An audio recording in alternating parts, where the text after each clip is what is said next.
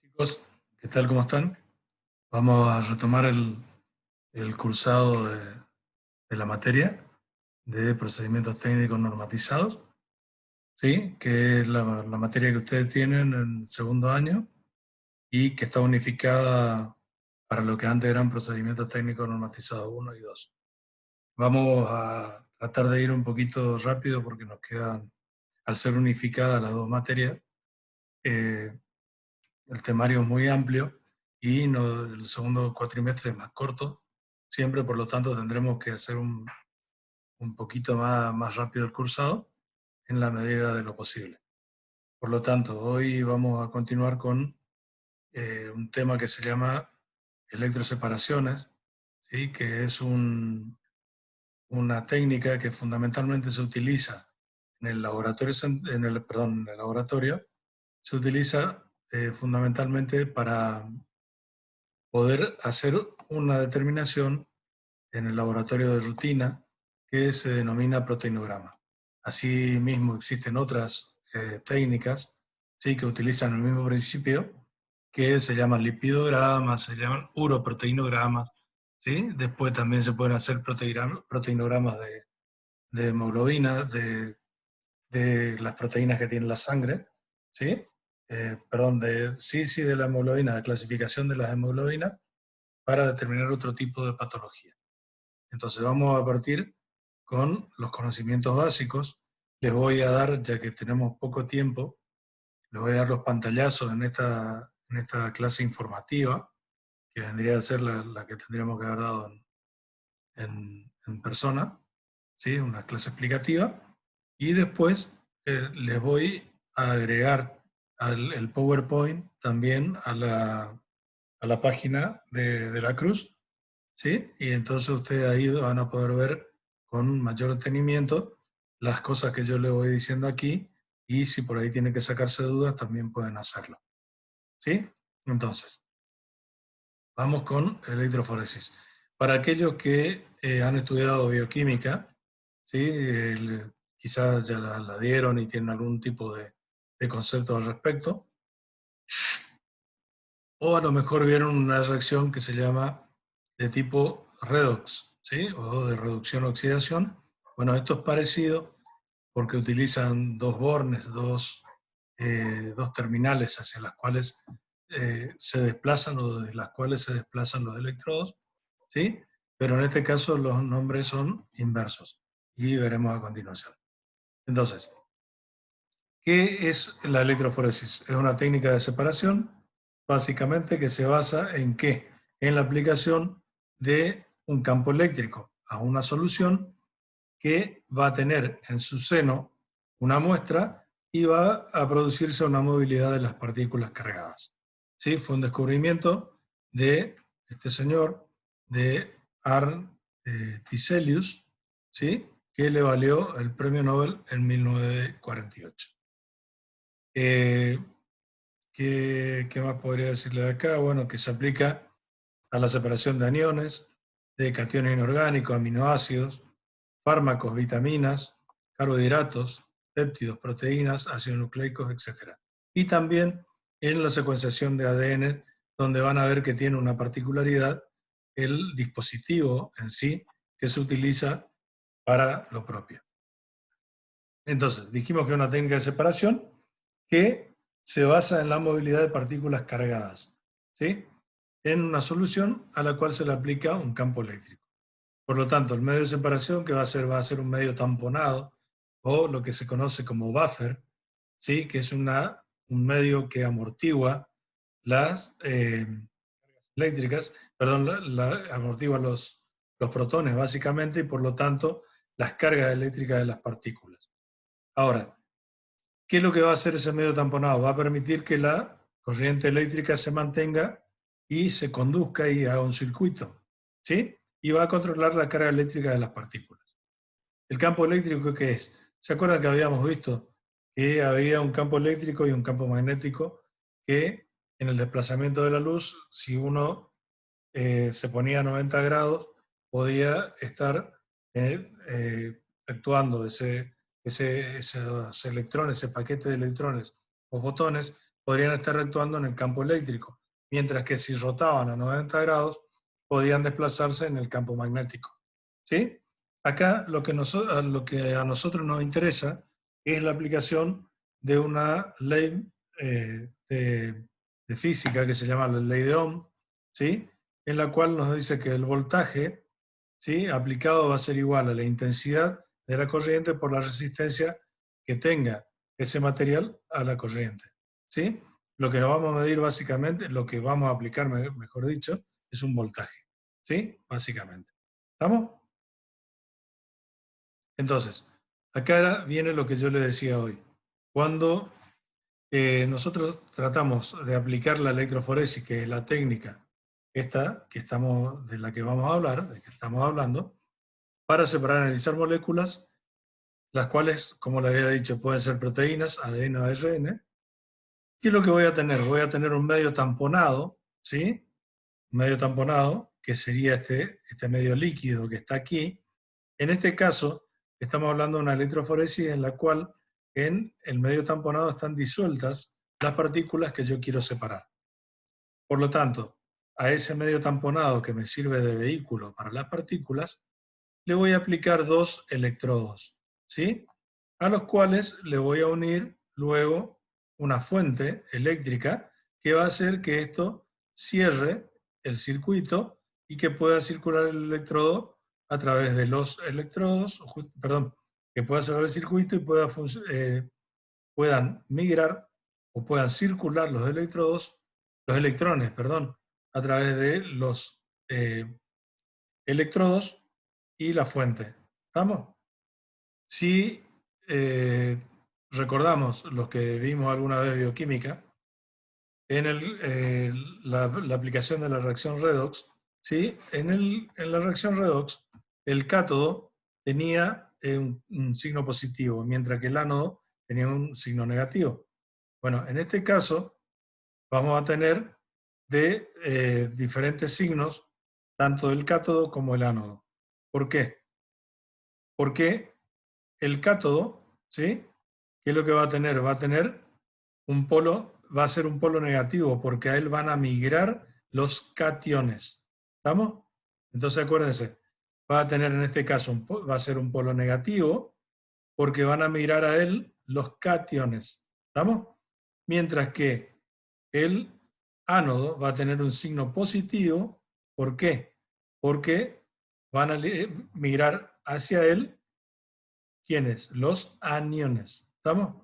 Para los que no han visto o no recuerdan, ¿qué es lo que pasaba? Si yo tengo un átomo que tiene dentro el núcleo, que tiene neutrones y que a su vez tiene positrones, ¿sí?, están cargados positiva, el núcleo con una carga positiva, y electrones que están girando en órbitas con carga negativa, ¿qué es lo que va a pasar? Cuanto más tiempo esté dando vueltas sobre el núcleo en un electrón, ¿qué es lo que va a pasar? Que ese átomo va a tener mayor afinidad por retener a su electrón, mientras que si estuviera más tiempo más lejos de esa nube electrónica que no fuera tan compacta, tendría más tendencia a cederla. Entonces, cuando cuando vemos las cargas que tiene un átomo, generalmente los átomos los átomos son de carga neutra. ¿Por qué? Porque la carga positiva del núcleo se equipara con la carga electrónica o negativa que tienen los electrones que están dando vueltas en órbitas. ¿Sí? Ahora, ¿qué pasa? Si tiene tendencia a perder, cuando pierde ese electrón, se desbalancea la carga del átomo y en vez de tener una carga neutra o no tener carga, pasa a tener carga positiva. Mientras que si tiene afinidad por tomar un electrón, ¿qué es lo que va a pasar? Esa carga neutra o no existencia de carga va a pasar a ser una carga de tipo negativa. En función de esto, ¿qué es lo que va a pasar? En este tipo de reacciones, si fuera un átomo o una molécula que en presencia de un campo eléctrico en un medio tamponado pudiera perder un electrón, esta tendría una carga negativa. Por lo tanto, ¿hacia dónde iría? Estaríamos hablando de un anión, por lo tanto, migraría al polo positivo, que en este caso sería el ánodo. Mientras que si tuviera tendencia a perderla, ¿qué es lo que va a hacer? Va a tener una carga de tipo positiva, por lo tanto va a migrar hacia la carga negativa, que en este caso es el cátodo. ¿Estamos? Ese es el principio que se aplica. En el caso de que tengamos las partículas disueltas, estamos hablando de una electroforesis de tipo libre.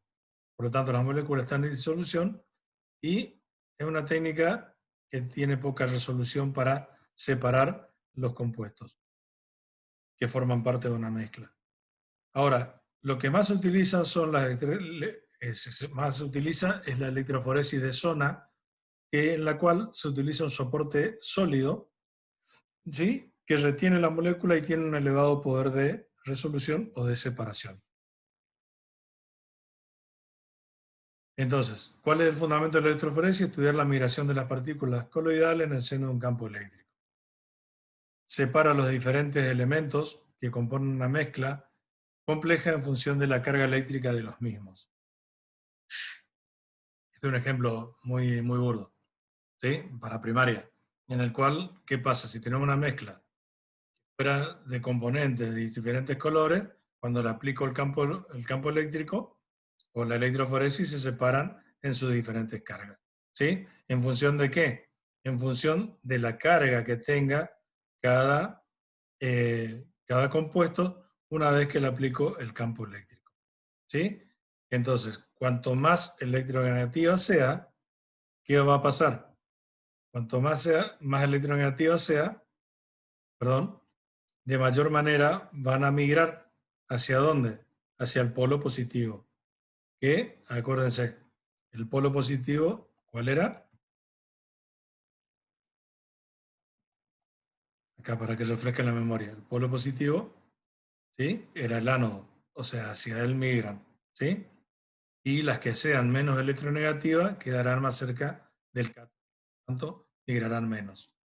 ¿Estamos?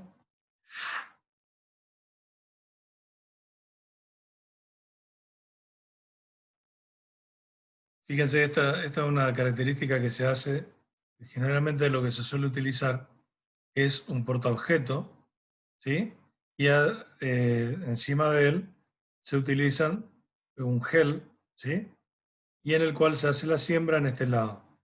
En el extremo en el cual se va el extremo, pero en el cual se hace la mezcla, ¿sí?, el extremo que tiene las dos puntas perfectas, mientras que la dirección que se le va a dar hacia el ánodo, a uno de los extremos se le rompe una puntita para ver en qué sentido está corriendo.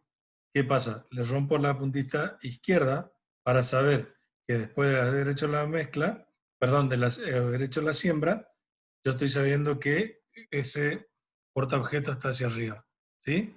Porque bien podría estar del otro lado, pero ahí vería que la siembra o mi gel estaría del lado de abajo.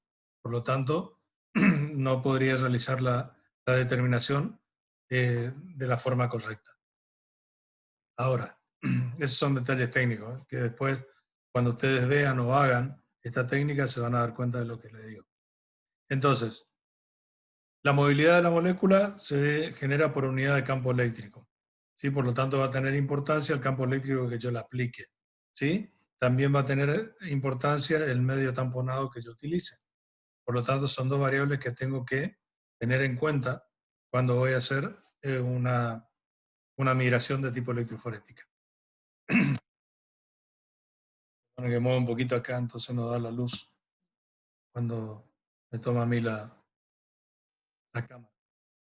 Entonces, chicos, esto es lo que habíamos hablado, ¿sí? El ánodo es positivo, ¿sí? Hacia él van a migrar las cargas negativas, mientras que el cátodo es negativo y hacia él van a migrar los cationes, o sea, los que tienen cargas más positivas. ¿Estamos?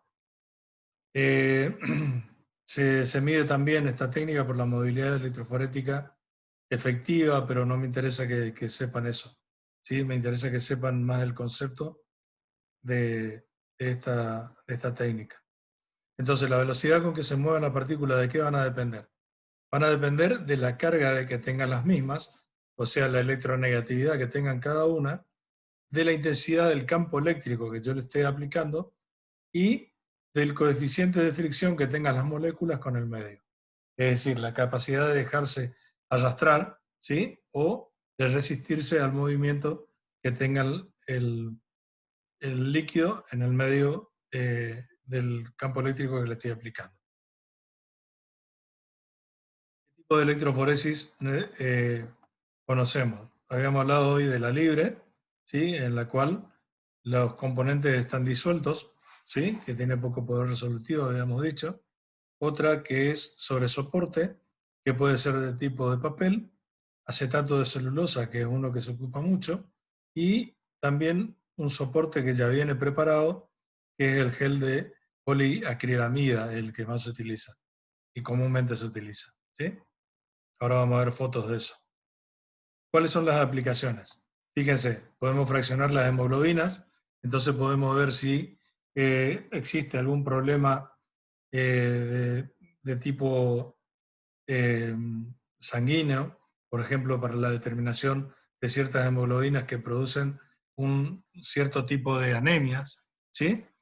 También de diferenciar la hemoglobina fetal, que es una hemoglobina que no tiene que estar presente en el individuo adulto, ¿sí? Por lo menos en grandes cantidades, y vemos que si existe, eso es otro tipo de patología, y lo que les decía acá, podemos hacer diagnóstico de talasemia, anemia falciforme, etcétera, que se saben todos estos dos últimos puntos con el hallazgo que se encuentra en el fraccionamiento de las hemoglobinas. ¿Para qué se utiliza más que nada? Se utiliza para la determinación de las proteínas séricas, también para las proteínas urinarias, para las lipoproteínas, para la determinación de ácidos nucleicos, enzima, inmunoelectroforesis, en la detección de paternidad, por ejemplo, también se utiliza. ¿Estamos? Entonces, fíjense, aquí está el equipo electroforético del que le había hablado. Fíjense, ¿de qué consta? Consta de un gel, en este caso un gel de poliacrilamida, supónganse, en el cual voy a hacer la siembra. Voy a tener dos cubetas, ¿sí? En las cuales voy a tener un medio tamponado, un tampón, o también denominado buffer en inglés, el cual tiene que estar bañando, ¿sí? Tiene que estar bañando al gel en el cual yo voy a hacer la corrida electroforética, ¿sí? Es decir, en este gel que hace de puente entre las dos cubetas que poseen cada una un electrodo, ese gel hace de puente también ayudado ¿por qué? Por la presencia del medio tamponado en el cual está embebido, ¿sí? Ahí voy a hacer la siembra y ¿qué pasa? Van a empezar a migrar los componentes de esa mezcla cuando los dos electrodos, mediante la utilización de un cable, de cables, perdón, cada electrodo, se una a una fuente de alimentación determinada. ¿Estamos? En este caso estamos hablando de una electroforesis de tipo horizontal.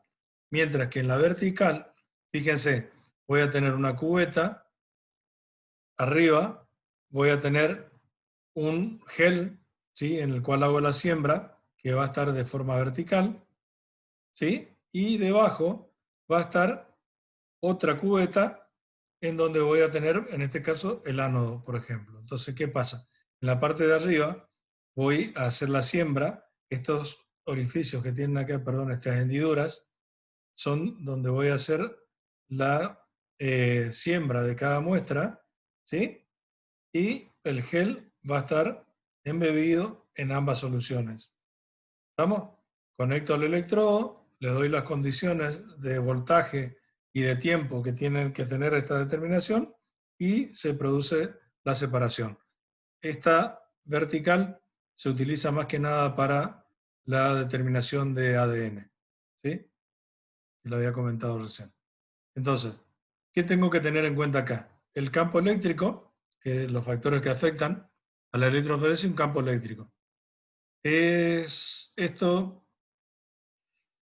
a ver, esto no lo quiero perder porque a muchos le debe faltar base con esto, pero la historia está.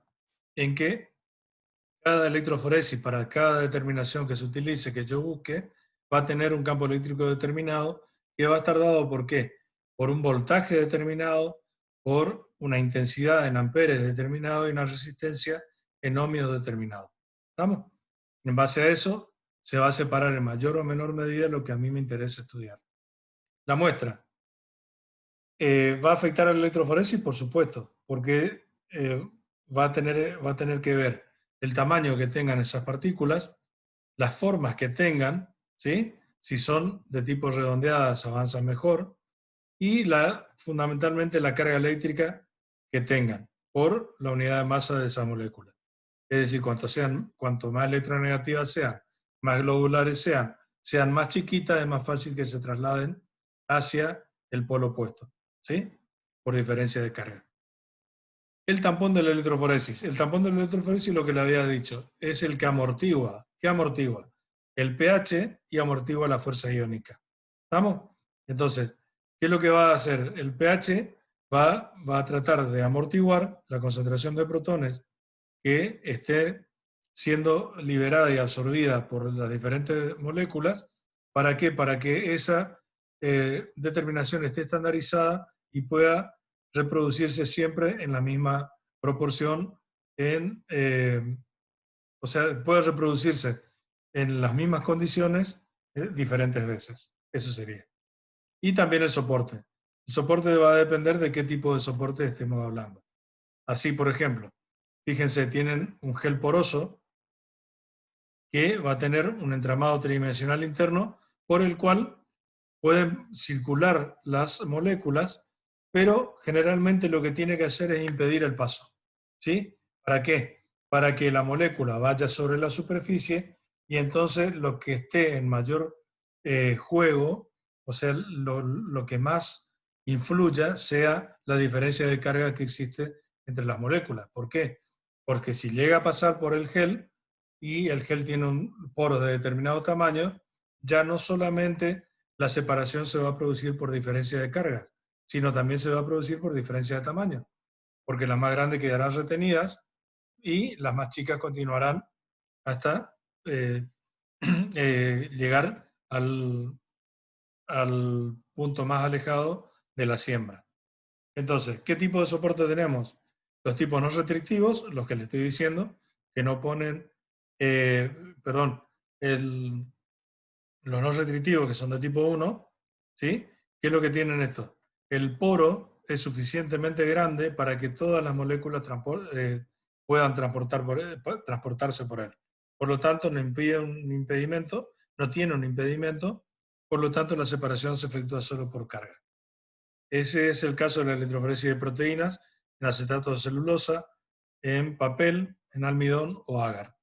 Mientras que en otras circunstancias nosotros necesitamos que el gel sea de tipo restrictivo, o sea de tipo 2.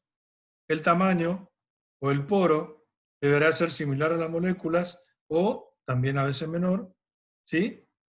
Pero no opone resistencia a su paso. Opone resistencia a su paso, por lo tanto hay una separación por carga y también por tamaño, ¿sí? En esto se utiliza un gel, por ejemplo, de acrilamida, que es para separar por carga y tamaño, y también para, en el caso de una electroforesis de DNA y RNA, una separación solo por tamaño en gel de agarosa o acrilamida, ¿sí? Esos son los que más se utilizan, los que están remarcados. Acetato de celulosa, en el caso de un soporte no restrictivo, y un gel de acrilamida en el caso restrictivo. Gel de agarosa también para el caso de biología molecular. Entonces, ¿qué factores afectan a la electroforesis? El campo eléctrico, por un lado, entonces tendré que regular el voltaje, la potencia, la intensidad, la resistencia y la temperatura que vaya a utilizar. El buffer va a depender de esto, el pH y la fuerza iónica que tenga ese tampón y ese medio. El medio de soporte, si es por absorción, si se utiliza electroendósmosis o también molecular. Es decir, la absorción es cuando está absorbida absorbida a la superficie solamente. ¿Sí? El tamiz molecular es cuando voy a hacer también una separación molecular, y esta es cuando es una cosa, es mixta. ¿Sí? Entonces, ¿y qué otra cosa va a depender del desarrollo electroforético? Las muestras, lógicamente. La electronegatividad que tengan de por sí los componentes. Esto es lo mismo, ¿sí? Ahora, una vez que hice el desarrollo electroforético, ¿qué es lo que voy a tener que hacer? Voy a tener que hacer una detección, es decir, una fijación que se realiza generalmente por una tinción, ¿sí? Posterior, que es la que más se utiliza en las técnicas comunes de de un laboratorio bioquímico.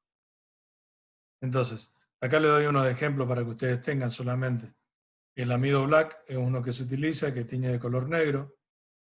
Otro es el rojo punzó, el azul de Combasí también, ¿sí? Pero esto no me interesa que sepan de memoria ni nada, sino que tengan en cuenta que son los que más se utilizan. Vamos a ir mirando algunos ejemplos después. Entonces, el equipo de electroforesis, fíjense, esta es la fuente de alimentación, ¿sí? Estos son los electrodos están puestos aquí dentro, ¿sí? Acá adentro va el buffer, aquí está una cubeta y acá está otra, y el gel, este dispositivo que está acá, esto va puesto aquí, ¿sí? De esta forma, de tal manera que el gel va a estar en contacto con ambas cubetas, por lo tanto va a ser de puente, ¿sí? Y entonces una vez que se ponen todas las condiciones de corrida en el aparato, se le deja un tiempo determinado, generalmente se le pone un colorante para ver cómo va corriendo y para que no se me pase la corrida y no se me pase de tiempo, y entonces no, no me separe, sino que, bueno, mejor dicho, que me separe y que al final se vuelvan a unir o pase directamente al medio líquido. ¿Estamos? Entonces, ¿qué se utiliza? La fuente de alimentación que les dije, el soporte para las tiras, y para esto necesitamos un aplicador, cubeta, puente y reactivos. Entonces, la fuente de alimentación, fíjense, generalmente se utiliza de esta manera. Tiene de 150 a 400 voltios el programa, unos 25 miliamperios. Tiene un temporalizador. ¿Para qué? Para que no se me pase la electroforesis, lo que le dije. Un inversor de corriente también, varias tomas, ¿sí? Para los electrodos, y un cable rojo y negro. La cubeta y el puente. Entonces la cubeta, ahí va a ir el medio, ¿sí? Y en el puente van a ir las tiras, que pueden ser de acetato, de celulosa o un gel, ¿sí?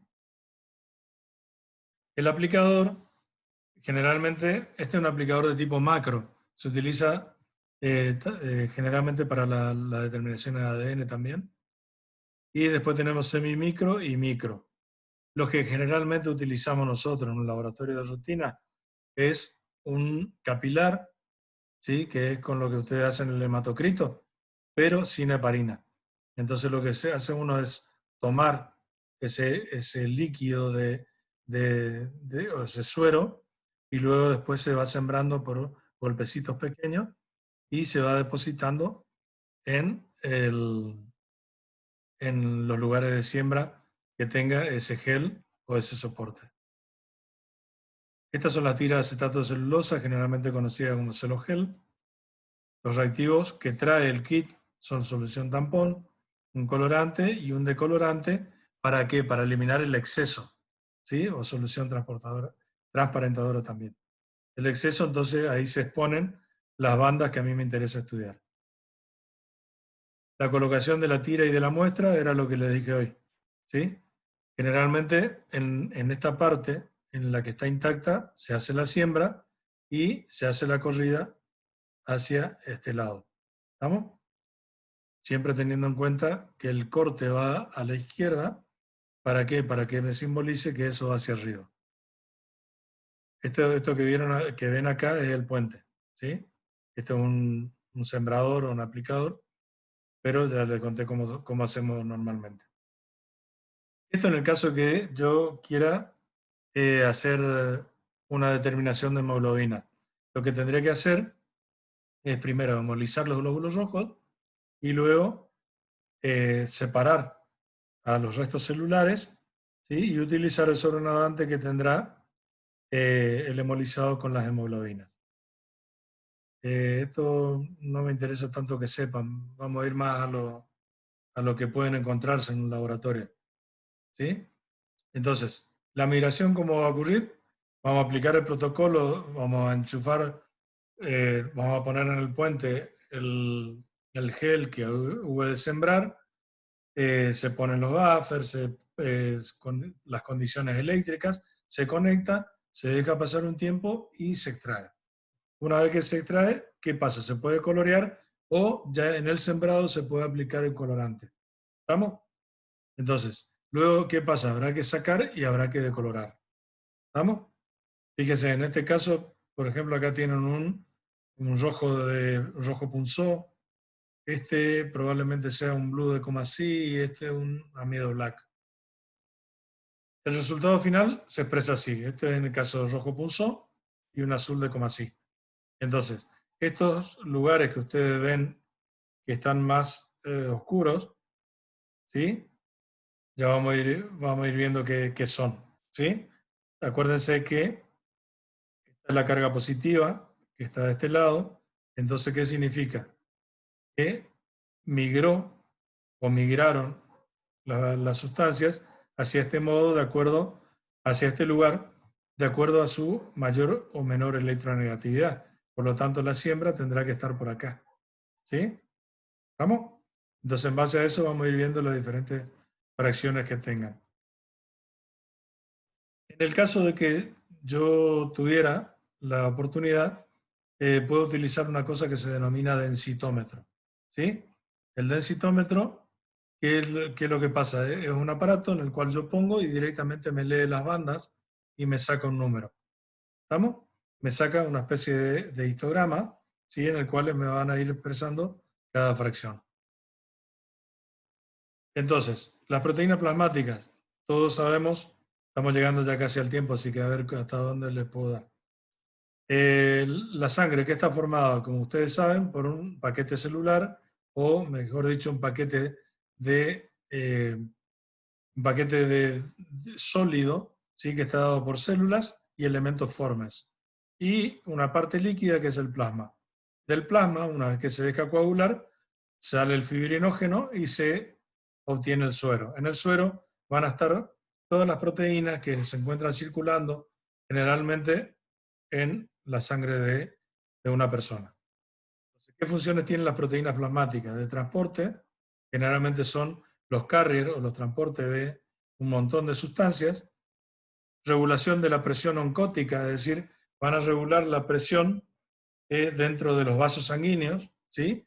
¿Para qué? Para que no exista una disminución del calibre ni tampoco un aumento.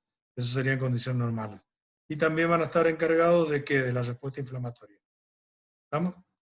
Entonces, fíjense, las fracciones que nosotros tenemos son la albúmina, generalmente son dos fracciones grandes, la albúmina y las globulinas. Dentro de la albúmina tenemos una fracción que es la prealbúmina, otra que es la albúmina y otra la posalbúmina. Generalmente estas tres se cuentan juntas.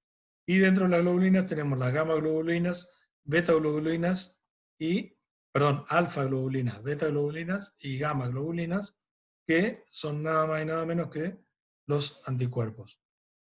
Entonces, la síntesis vamos a tener tanto en hígado, hablo de todos esos componentes que vimos, y el sistema retículo endotelial, que va a estar, que es un conjunto de células que se encuentran en médula ósea, ganglio linfático, células linfóides y células plasmáticas.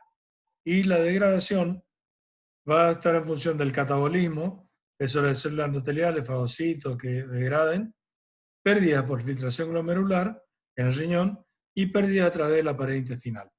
Eso en condiciones normales. ¿Estamos? Entonces, cuando uno hace la determinación de la concentración de proteínas totales por el método del Biuret y hace la electroforesis, uno puede tener una información de tipo semi-cuantitativa cuando uno no tiene un densitómetro para analizar las concentraciones de cada fracción en forma cuantitativa.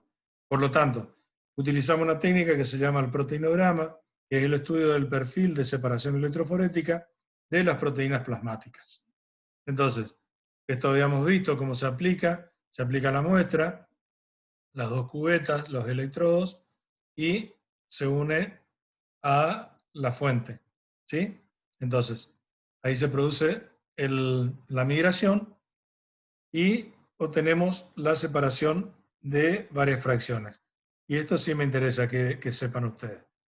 Fíjense, la fracción que más migra hacia el polo positivo va a ser la más electronegativa. Por lo tanto, la albúmina, la que existe en mayor cantidad, siempre es la más electronegativa y la que primero pica. Dentro de esta fracción está la prealbúmina, la albúmina per se y la posalbúmina. Luego vienen las gamas, las globulinas, donde tenemos la primera fracción, alfa 1, la segunda, alfa 2, la tercera, beta, y por último las gamma globulinas. ¿Estamos? Esto me interesa que sepan. Bueno, y se nos está yendo el tiempo, ya se nos fue. Así que lo que me interesa es que sepan eso. ¿Sí? Entonces, ¿qué es lo que voy a hacer acá? Este es el punto de siembra, significa esto. Después de 20 minutos, ¿cómo voy a encontrar? Voy a encontrar que las gamma globulinas se fueron un poquito para atrás, las beta globulinas un poquito para adelante, las alfa un poquito más, y la más electronegativa resultó ser la albúmina, que está cerca de del electrodo de carga positiva. Por lo tanto, esto suele entrar en el examen, así que espero que se sepan bien las fracciones de los componentes, o sea, los componentes y cada fracción de un proteinograma electroforético. Esto es lo mismo, pero una lectura si fuera un densitómetro. Fíjense la cantidad. La primera que va a salir en este caso es la albúmina, que es la que existe en mayor cantidad. Después va a venir la alfa, la beta, perdón, alfa 1, alfa 2, beta y gamma. ¿Vamos? Esas son las inmunoglobulinas que vamos a ir viendo después. Este es otro esquema para que ustedes vayan viendo. Y me interesa que sepan acá, chicos, si quieren ver de dónde salen, qué es lo que transportan, pero más que nada me interesa que sepan lo de la técnica y para qué sirve. Vamos a ir avanzando un poquito.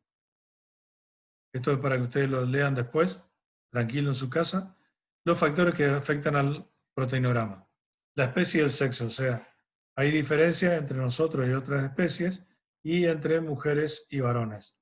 La edad también, en los que recién nacen, existen poca inmunoglobulina. ¿Por qué? Porque son casi todos de la mamá. Y en los ancianos poca albúmina porque el hígado ya no está dando como daba en su juventud. El estado fisiológico. Fíjense, en la gestación vamos a tener, por ejemplo, como si estuvieran todas disminuidas, pero es porque la embarazada generalmente se encuentra sobrehidratada, ¿sí? Se encuentra hinchada. Entonces, cuando uno le hace, aparece como que existiera menor cantidad, pero en realidad lo que está viendo es mayor cantidad de líquido. El estado metabólico también, si está bien hidratado o si está deshidratado como los ancianos. Esto es para otras especies, aptitud productiva, puesta a huevo, lactancia. Factores ambientales también, nutricionales, estrés, sobre todo nutricionales, ¿sí? Se usa para esta técnica para ver si hay un síndrome de mal absorción o una desnutrición también, ¿sí? Y también si se le está pasando suero.